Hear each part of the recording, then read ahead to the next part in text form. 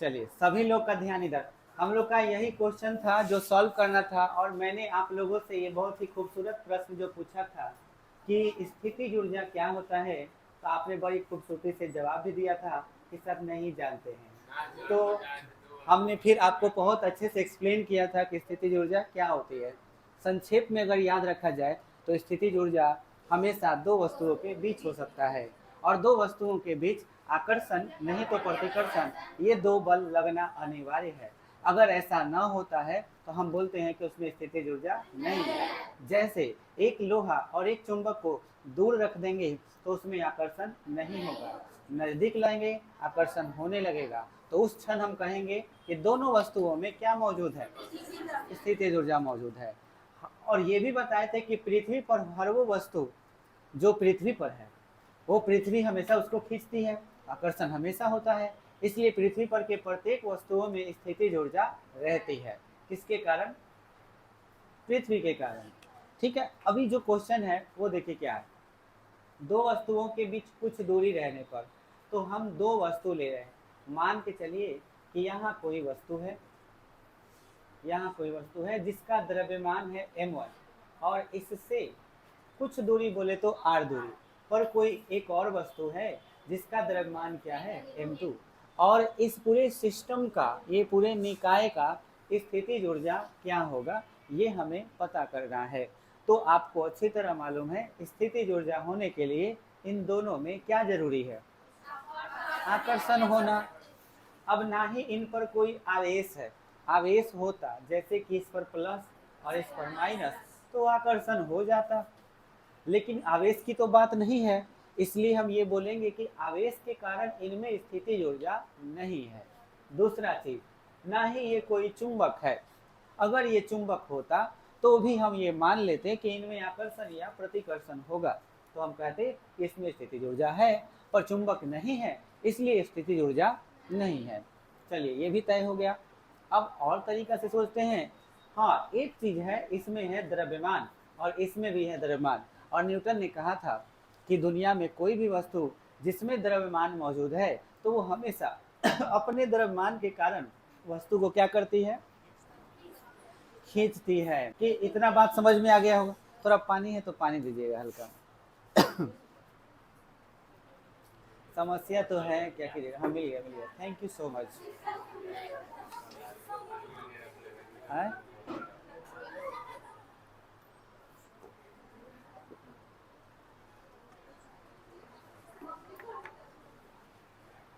आइए, अब ठीक है। तो मैं अब ये बात कर रहा था कि न्यूटन ने बताया कि दो वस्तुओं के बीच हमेशा क्या होता है, आकर्षण होता है। तुम लोग के बिना ही हो रहा है, इसके पहले नहीं हो रहा था। तो किसके कारण होता है, द्रव्यमान के कारण। कोई भी वस्तु में अगर द्रव्यमान मौजूद है तो उससे खींचने वाली शक्ति को क्या कहते हैं, गुरुत्वाकर्षण। तो इसका मतलब ये हुआ कि इन दोनों वस्तुओं में जरूर क्या हो रहा होगा, गुरुत्वाकर्षण हो रहा होगा, और उसका ही हम लोग को व्यंजक प्राप्त करना है। बोलो, क्लियर हो गया? अब कैसे निकालेंगे समझते हैं। अच्छा, ये बताओ, ये पृथ्वी है और ये एक वस्तु है, ठीक है। मैंने पीछे जो पढ़ा है उसके बारे में पूछ रहा हूँ। ये वस्तु तुम यहाँ पे लेके आओ, यहाँ इसको लेके आए। बोलो, पृथ्वी क्या करेगा, खींचेगा। अगर हम कहें कि अगर ये खींचना शुरू करेगा तो उस कंडीशन में हम तुमको पढ़ाए थे कि इसका द्रव्यमान अगर m हो, पृथ्वी का कुल द्रव्यमान क्या हो, me हो, तो इसके द्वारा यहाँ पर लाने में, है ना, किया गया कार्य किसके बराबर होता है। कार्य के फॉर्मूला बताए थे, याद करो। कार्य W का फॉर्मूला क्या बताए हैं।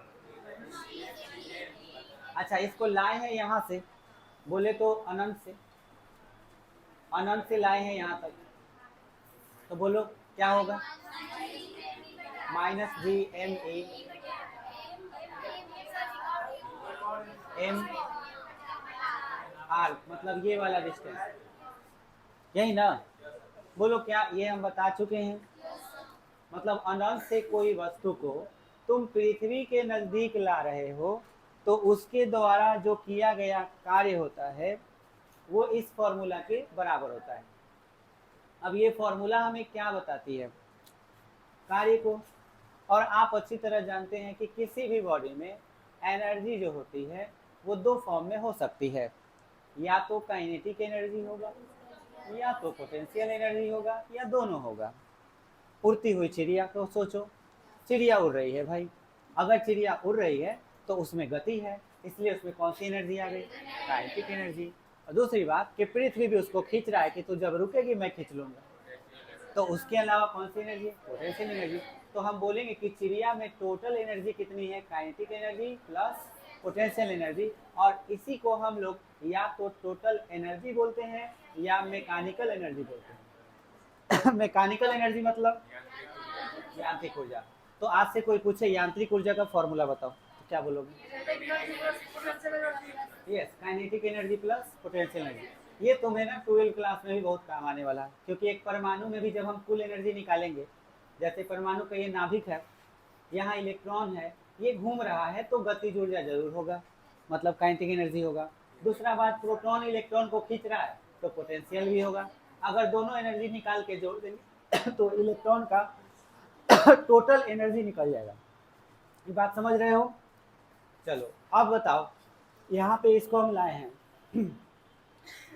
तो इसको लाने से क्या हो रहा है कि ये यहाँ पे जब आया तो इसको ये खींचने लगा और यहाँ आके ये रुक गया है, परंतु ये गति तो नहीं ना कर रहा पृथ्वी के चारों तरफ। पृथ्वी के चारों तरफ कौन घूमता है? उपग्रह में कौन? तो चंद्रमा के पास कौन कौन सी एनर्जी है? बोलो बोलो। काइनेटिक एनर्जी और पोटेंशियल एनर्जी दोनों है। तो चंद्रमा की कुल ऊर्जा का फॉर्मूला इससे निकलेगा। लेकिन कोई वस्तु को यहाँ ला दी और ये रुका हुआ है तो इसमें कौन सी एनर्जी जीरो होगी? यस, काइनेटिक एनर्जी जीरो, क्योंकि यहाँ ला करके हम छोड़ दिए। तो टोटल एनर्जी आपका कौन बच गया? बस यही सवाल आपका पूछ रहा है ये क्वेश्चन में। दो वस्तुओं के बीच कुछ दूरी होने पर उस निकाय की स्थितिज ऊर्जा का व्यंजक प्राप्त करें। तो एक वस्तु हमारा पृथ्वी हो जाएगा और दूसरा चंद्रमा, छोड़ो कुछ भी हो सकता है, कोई भी बाहर से आने वाला कोई भी चीज। तो अब इन दोनों में से हम एक के बदलाव कर रहे हैं, इसे हम कोई एक ग्रह और एक उपग्रह, मतलब कि जैसे इसको हम क्या मान ले रहे हैं? पृथ्वी। और पृथ्वी का कुल द्रव्यमान me बुझा रहा है, और यहाँ पे एक वस्तु है जो किसके पास जा रहा है? तो इसके बीच कुछ दूरी होगी, उस दूरी को क्या मान लिए? r। इसको कहाँ से लाए हैं? अनंत से लाए हैं। अनंत से यहाँ तक लाए, इसका कुछ ना कुछ द्रव्यमान होगा, m होगा, इसको यहाँ पर लाए। तो हम लोग ऑलरेडी पढ़ चुके हैं कि इसके द्वारा किया गया कार्य क्या होता है।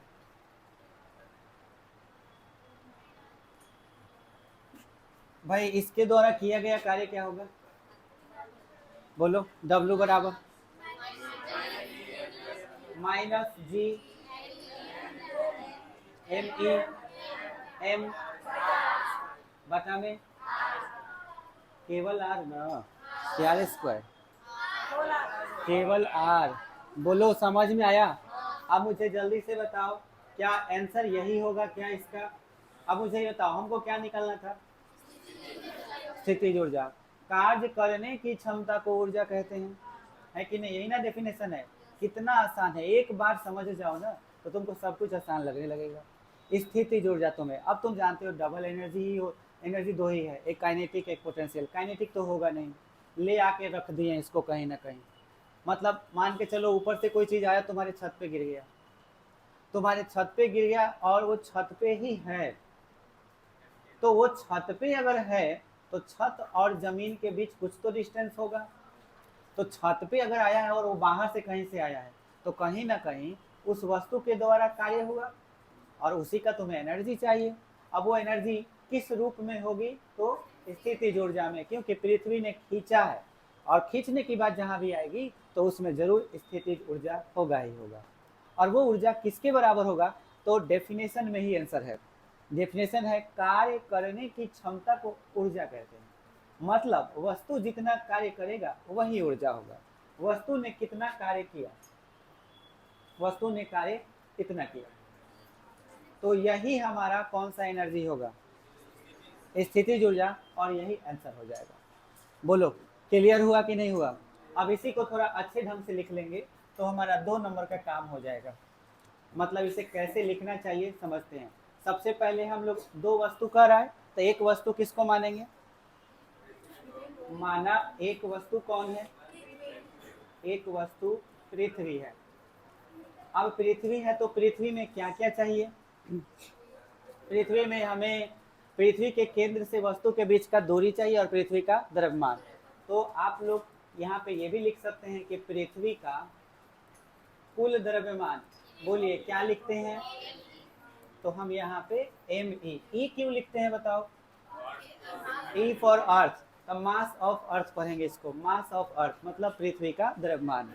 अच्छा पृथ्वी गोलाकार है, लगभग गोलाकार मानते हैं तो उसका त्रिज्या भी होगा, तो पृथ्वी की त्रिज्या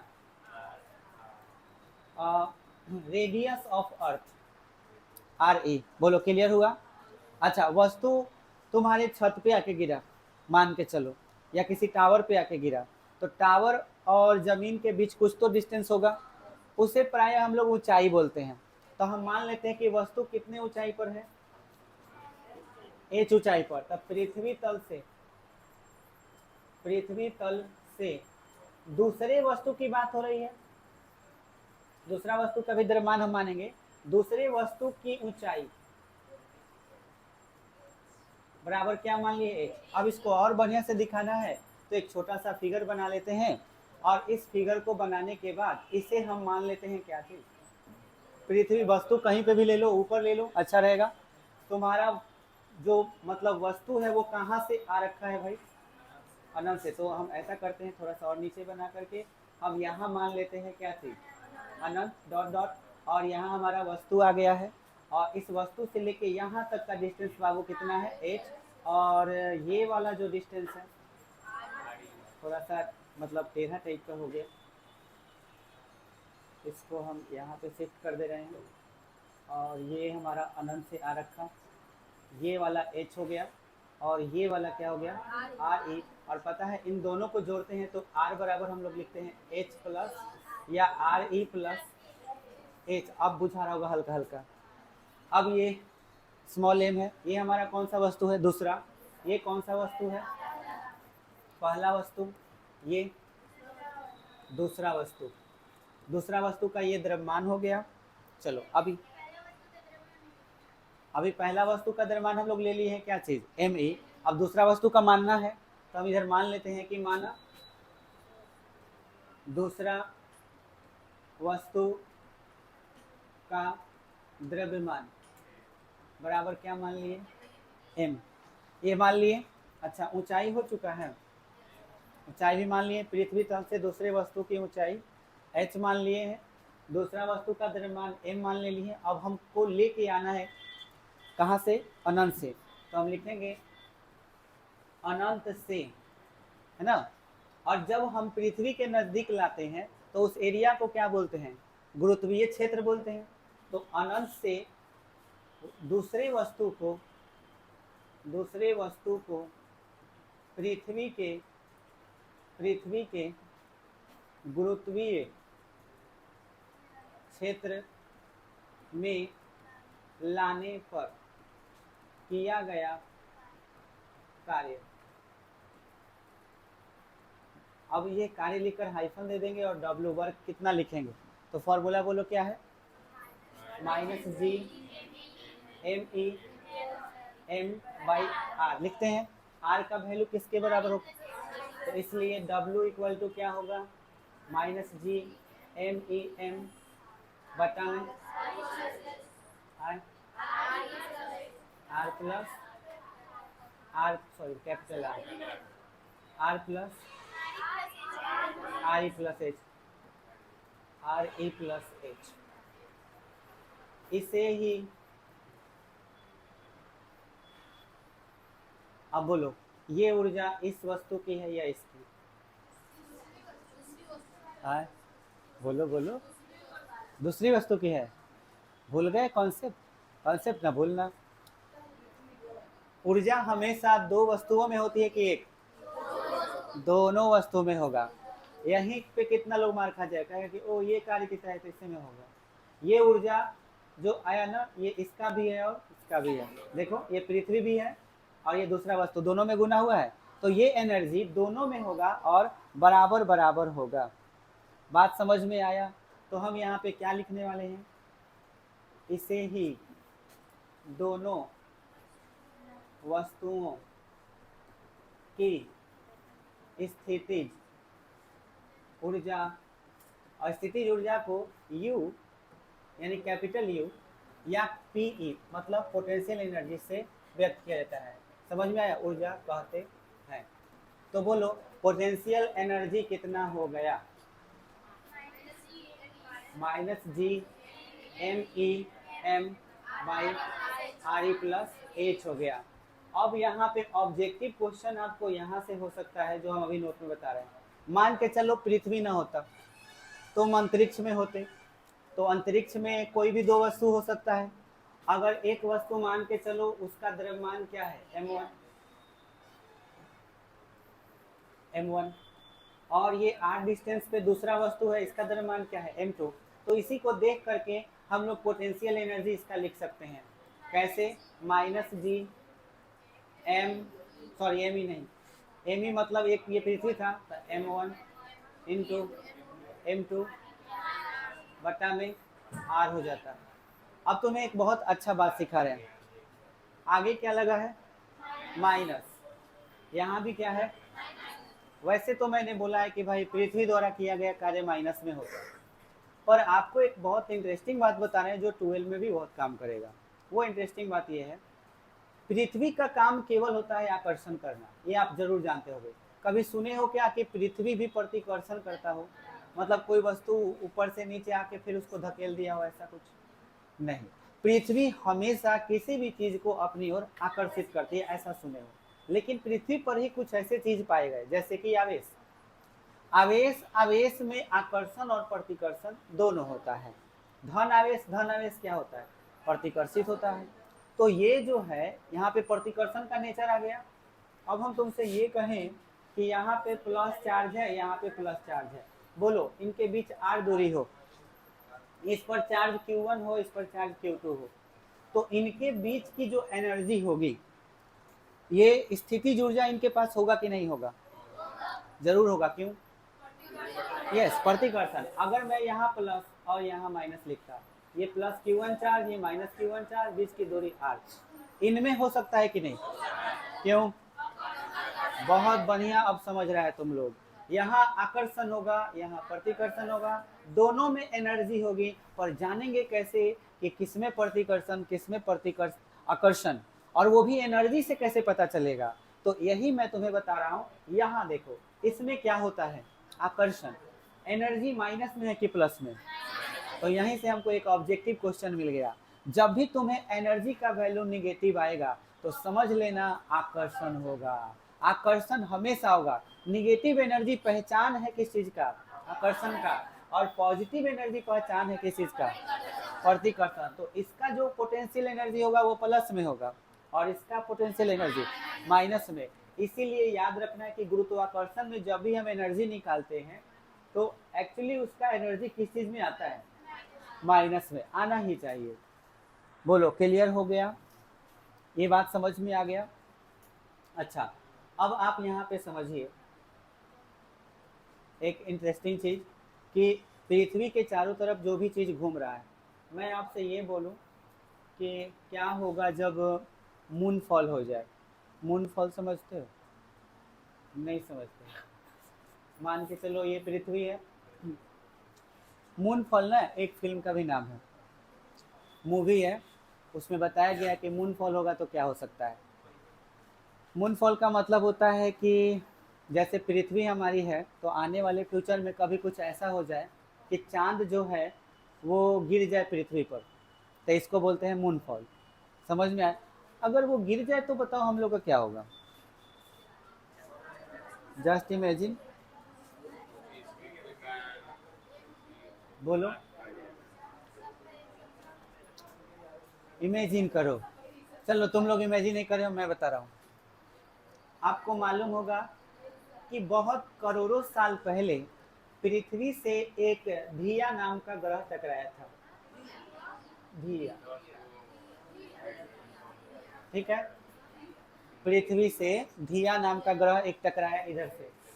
जब ये टकराया और पृथ्वी उस समय आग का गोला हुआ करता था, तो उस समय क्या हुआ कि जब इससे ये टकराया तो इधर से इसका एगो खोपड़ी उड़ गया, मतलब एगो टुकड़ा उड़ गया, इधर टुकड़ा निकल गया।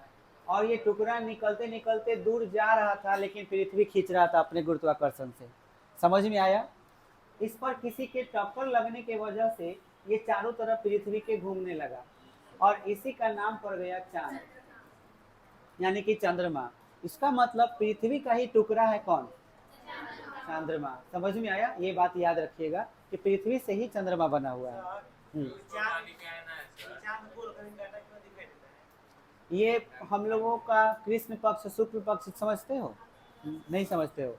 ऐसे समझ लो कि अब यहाँ पे प्रश्न ये है कि चांद हमें कभी मतलब इस टाइप का ऐसा क्यों दिखता है, ऐसा, फिर कुछ दिनों के बाद ये थोड़ा और बड़ा हो जाता है, ऐसे होता है। काहे ऐसा होता होगा, ये नहीं सोच रहे? मैं बताता हूँ, देखो ऐसा क्यों होता है। हम लोगों का मतलब एक साल जो होता है वो कितने दिनों का होता है? 365 दिन। 365 दिन एक साल का होता है। ये हम लोग नापते हैं किससे? पृथ्वी और सूर्य के बीच। पृथ्वी घूमती है सूर्य के चारों तरफ, तो हम बोलते हैं कि 365 दिन हुआ, ठीक है। लेकिन पृथ्वी के चारों तरफ कौन घूमता है? चंद्रमा। तो उसके लिए सूरज का काम कौन किया? पृथ्वी। अभी समझ में आ रहा है थोड़ा थोड़ा? मतलब पृथ्वी चारों तरफ घूमती है सूरज के, तो एक चक्कर लगाई 365 दिन, एक साल हो गया। लेकिन अगर तुम चांद पर चले जाओ तो चांद के चारों तरफ कौन घूमता है, सॉरी चांद किसके तरफ घूमता है? पृथ्वी के। तो वो एक चक्कर लगाएगा तो उसके लिए एक साल हुआ। अब हम ये सोचेंगे कि यार ये एक चक्कर कितना दिन में लगाता होगा, तो लगभग 27 दिन में, ठीक है। मतलब मान के चलो एक महीना, अप्रोक्सीमेट एक महीना, 27 दिन कुछ मिनट या कुछ घंटे लगते हैं। तो अब आप सोचो कि एक चंद्रमा पर एक साल कितने दिनों का हुआ? 27 दिनों का। किसके हिसाब से? चंद्रमा और पृथ्वी के हिसाब से। पृथ्वी के चारों तरफ घूम रहा है। अब सुनो ध्यान से, पृथ्वी हमारा जो है, पृथ्वी और उसके चारों तरफ चंद्रमा घूम रहा है। ये रहा चंद्रमा, ये चंद्रमा हो गया, और ये हमारा है पृथ्वी। और ये पृथ्वी जो है ये किसके चारों तरफ घूम रहा है? देखो सूर्य के चारों तरफ ये ऐसे घूम रहा है, और पृथ्वी के चारों तरफ कौन घूम रहा है? चंद्रमा। ऐसे घूम रहा होगा, एक महीना लगता होगा इसको।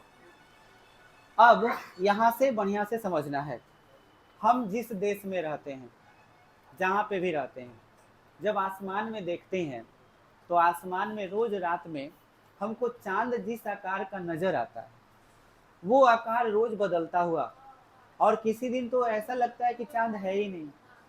ऐसा होता है। जिस दिन चांद हमें नजर नहीं आता उसको कहते हैं अमावस की रात। समझ में आया? अमावस। और जिस दिन हमें पूरा चांद नजर आता है उस दिन कहते हैं पूर्णिमा की रात। उसको हम लोग चांदनी रात भी कहते हैं। पता है चांदनी किसको कहा जाता है? चांद की चांदनी किसको कहते हैं? अभी दूसरे सोचने लगेगा सब। चांद की चांदनी पता है किसको कहते हैं? चंद्रमा के प्रकाश को। समझ में आया? इसीलिए कहा जाता है चांद की चांदनी। मतलब चांद से जो प्रकाश पृथ्वी पे आता है वो प्रकाश का ही नाम क्या है? चांदनी। बात समझ में आया? अब सुनो, चंद्रमा पृथ्वी के चारों तरफ घूम रहा है, हम उसको एक महीना तक देखते रहे। एक महीने में हमको नजर आया कि थोड़ा सा ये बड़ा हुआ, फिर बड़ा हुआ, और पूरा गोल नजर आया। तो इसके पीछे रीजन ये होता है कि पृथ्वी जैसे जैसे अपना ये घूम रही होती है और जैसे जैसे अपना ये स्थान बदल रही होती है, उसके हिसाब से सूर्य का प्रकाश भी चंद्रमा पर उसी के हिसाब से पड़ता है, ठीक है। अब एक महीने में इसको एक चक्कर लगाना है, तो चंद्रमा जो है पहले दिन मान के चलो यहाँ था, एक महीना के पहले दिन यहाँ था, हो सकता है कि इसका प्रकाश ऐसे गया हो और हल्का सा लाइट इस सूरज का इस पर पड़ गया, और वो लाइट कहाँ गया, पृथ्वी पर, तो हमें थोड़ा सा दिखाई दिया चांद। ठीक है, चंद्रमा थोड़ा सा आगे बढ़ा तो थोड़ा सा और लाइट पड़ा होगा, और थोड़ा सा अगर लाइट और पड़ा होगा तो चंद्रमा और ज्यादा दिखा होगा। अब जैसे जैसे चंद्रमा आगे बढ़ेगा लाइट हमें दिखता जाएगा और वैसा उसका आकार बनता जाएगा। बात समझ में? अगर चांद यहाँ आ जाए तो, अगर पूरा यहाँ आ जाए तो पूरा लाइट यहाँ दिखने लगेगा और ये पूरा गोलाकार दिखने लगेगा, और ये लाइट जब तक रहेगा वो एक दिन के लिए ही रहता है। समझ में आया? और अगले दिन से फिर ये गायब होने लगता है, और अगले दिन से थोड़ा थोड़ा गायब, तो लाइट कम होने लगेगा सूरज का उस पर, तो हमें थोड़ा थोड़ा कम नजर आएगा। आज जब पूरा पीछे चला जाएगा पृथ्वी के तो नहीं दिखाई देगा। बात समझ में आया? तो अब हम लोग यहाँ पे एक बात को समझेंगे, जो चांद से आया हुआ प्रकाश होता है पृथ्वी पर का, वो बहुत ही लाभदायक होता है, बहुत ही ज्यादा लाभदायक। यानी कि अगर चांद से कोई प्रकाश आ रहा है और आपके शरीर पे पड़ रहा है, आपके घर परिवार पर पड़ रहा है, तो वो पॉजिटिव एनर्जी का सोर्स होता है। और जिस दिन, हमारे हिंदू धर्म में ऐसा कहा जाता है कि पूर्णिमा के रात के दिन, पूर्णिमा के रात के दिन आप जो है चंद्रमा चांद को देखते हैं या उसके प्रकाश को लेते हैं, तो उस दिन ज़्यादा मात्रा में हमको एनर्जी मिलती है। और जिस दिन अमावस होती है उस दिन पृथ्वी पर वो हिस्सा जहाँ पर प्रकाश पहुँचता ही नहीं, तो वहाँ पर पूरा अंधेरा रहता है। तो हम लोग कहते हैं कि आज एकदम अनहरिया है, हम लोग अधरिया अजोरिया बोलते हैं।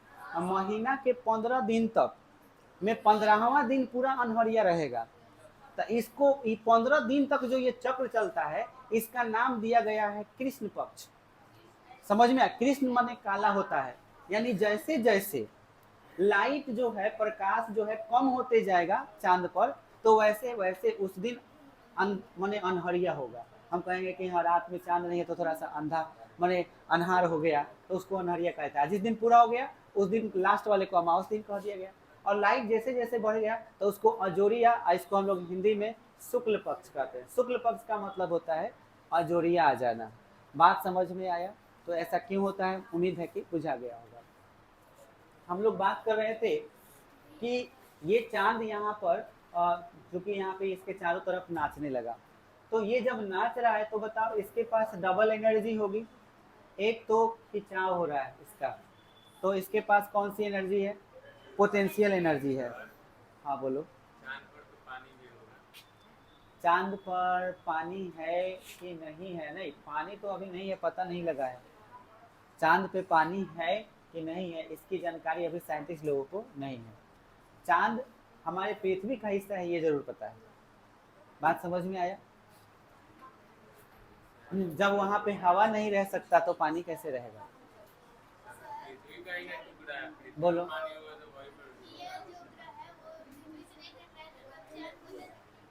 चांद उस समय नहीं था, नहीं था।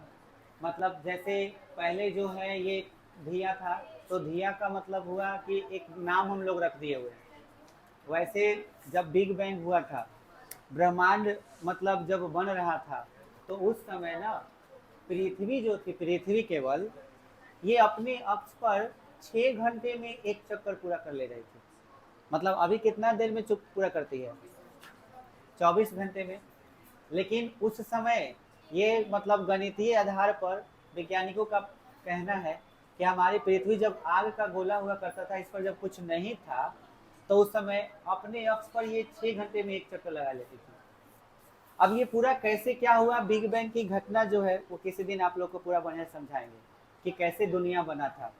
ठीक है, दुनिया का निर्माण ये आप लोग को बताए हैं कि नहीं, कि दुनिया कैसे बनी, हम लोग कहाँ से आए, कैसे आए, ये सब नहीं बताए हैं। चलिए एक दिन इसका क्लास रखा जाएगा कि ये कैसे हुआ था।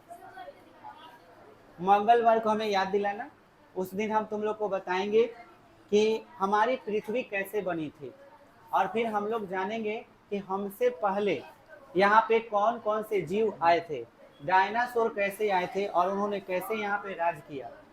ठीक है, और कैसे हमारी पृथ्वी का निर्माण हुआ, इन सभी चीज़ों का विश्लेषण अगले दिन मंगलवार को हम लोग बढ़िया से समझेंगे।